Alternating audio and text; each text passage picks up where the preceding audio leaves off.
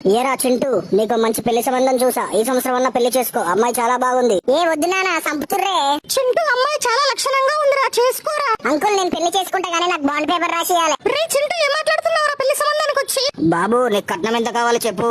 Uncle, కట్నం వద్దు బొచ్చొద్దు, నేను బతుకుంటే చాలు. నాకు బాండ్ పేపర్ రాసియండి అంకుల్. పొరపాటున నాకు ఏమైనా ప్రమాదం జరిగితే మీ అమ్మాయి కారణమని. అంకుల్, అమ్మాయితో 2 నిమిషాలు పర్సనల్ గా మాట్లాడతా. ఎక్స్క్యూజ్ మీ, నీకు ఎవరైనా ఎవరున్నాడంటే చెప్పండి, ఇటు నుంచి మింగేస్తా. నాకు ఎవరు లేరు. నిజం చెప్పండి, మళ్ళీ పెళ్లైన తర్వాత మర్డర్లు గిడ్డర్లు ప్లాన్ చేయకండి. నిజంగా నాకు లవర్స్ ఎవరు లేరు. ఈ పెళ్లి ఇష్టమే నాకు.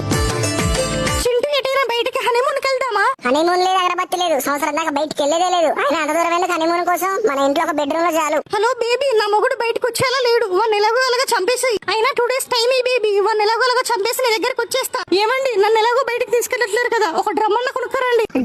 డ్రమ్ముతోనేమన్నా ప్రయోగాలు చేస్తుంది ఏంటి? అయినా డ్రమ్ముతోనే ఏం చేస్తుంది? నీళ్లు పెట్టి పెడతాదేమో. ఇదిగో నా ముద్దుల పెళ్ళామా, నువ్వు ఒక్క డ్రమ్ అడిగితే నేను 2 డ్రమ్ములు తీసుకొచ్చా. 1+1 ఆఫర్.